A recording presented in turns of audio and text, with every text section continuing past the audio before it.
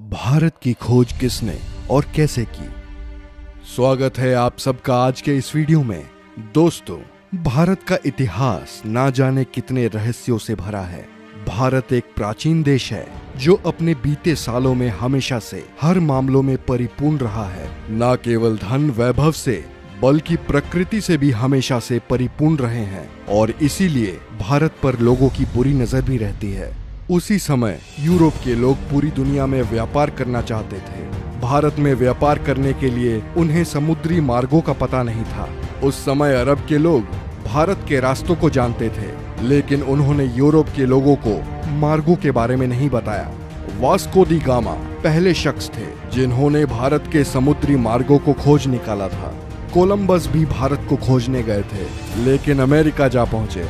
हालांकि आजकल पढ़ाया जाता है कि भारत के समुद्री मार्गों की वास्को दी गामा ने खोज की थी। सचमुच यह हद दर्जे की मूर्खता है कि भारतीय बच्चों को यह पढ़ाया जा रहा है कि वास्को दी गामा ने भारत की खोज की।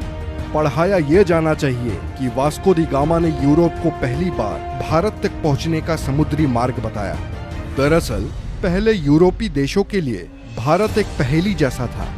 यूरोप अरब के देशों से मसाले, मिर्च आदि खरीदता था, लेकिन अरब देश के कारोबारी उन्हें ये नहीं बताते थे कि यह मसाले वह पैदा किस जगह करते हैं। यूरोपीय इस बात को समझ चुके थे कि अरब कारोबारी उनसे जरूर कुछ छुपा रहे हैं। ये कारोबारी अरब के उस पार पूर्वी देशों से ज्यादा परिचित नहीं थे। जहां तक सवाल भारत का है, तो इसके एक और हिमालय की ऐसी श्रृंखलाएं हैं जिसे पार करना उस दौर में असंभव ही था। भारत के दूसरी ओर 3 ओर से भारत को समुद्र ने घेर रखा था। ऐसे में यूरोप वासियों के लिए भारत पहुंचने के लिए 3 रास्ते थे। पहला, रशिया पार करके चीन होते हुए बर्मा में पहुंचकर भारत में आना, जो कि अनुमान से कहीं ज्यादा लंबा और जोखिम भरा था। दूसरा रास्ता था अरब और ईरान को पार करके भारत पहुंचना, लेकिन यह रास्ता अरब के लोग इस्तेमाल करते थे और वे किसी अन्य को अंदर घुसने नहीं देते थे। तीसरा रास्ता समुद्र का था, जिसमें चुनौती देने वाला सिर्फ समुद्र ही था। वास्को दी गामा एक पुर्तगाली नागरिक था जो पेशे से एक नाविक था। इसका जन्म 1460 ईस्वी में पुर्तगाल के साइनस में माना जाता है। उस समय में अरब के लोग यूरोप में मसाला बेचा करते थे जो वो भारत से लाते थे। यूरोप में इन मसालों की मांग बहुत ज्यादा थी, इसीलिए यूरोप के लोग भारत जाकर मसाले लाना चाहते थे, लेकिन उनके लिए भारत जाने का रास्ता दुर्गम भरा था। उन्हें भारत जाने के लिए ईरान, अफगानिस्तान होकर जाना पड़ता था, जो काफी खर्चीला और कठिन रास्ता था। उन्हें ऐसे मार्ग की आवश्यकता थी जो भारत कम समय में ले जाए। ऐसा मार्ग केवल समुद्र के जरिए ही संभव था। वास्को द गामा ने भारत के इन रास्तों की खोज करने की ठानी और इस ऐतिहासिक सफर पर निकल पड़े। वर्ष 8 जुलाई 1497 में वास्को दी गामा ने अपने साथियों के साथ भारत की खोज के लिए रवाना हुए। उसके जहाजी बेड़े में 4000 और 170 के करीब आदमियों का दल था। सबसे बड़े जहाज सेंट गैब्रियल पर वह खुद था। सबसे पहले वो अफ्रीका के अंतिम छोर कैप ऑफ गुड होम नामक स्थान पर पहुंचा। उसके बाद वह अफ्रीका के ही एक राज्य मोसम्बा आया, जहां के राजा ने उसकी मदद की और उसे एक अरब नाविक दिया जो भारत का रास्ता जानता था।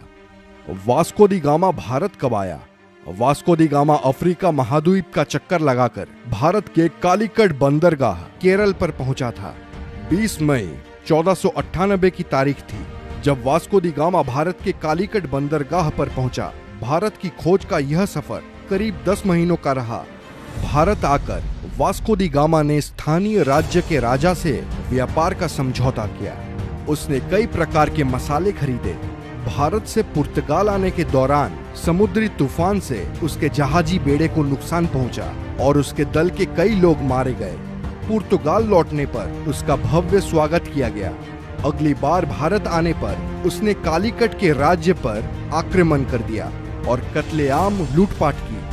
वास्को दी गामा ने यूरोप के लुटेरों, शासकों और व्यापारियों के लिए एक रास्ता बना दिया था। इसके बाद भारत पर कब्जा जमाने के लिए यूरोप के कई व्यापारी और राज्यों ने कोशिश की और समय समय पर वे आए और उन्होंने भारत के केरल राज्य के लोगों के धर्म बदलने में महत्वपूर्ण भूमिका निभाई।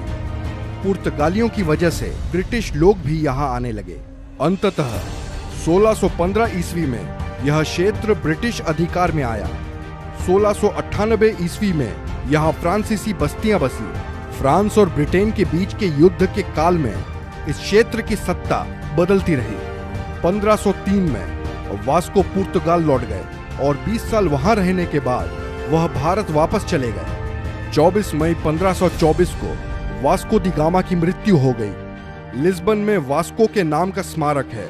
इसी जगह से उन्होंने भारत की यात्रा शुरू की थी।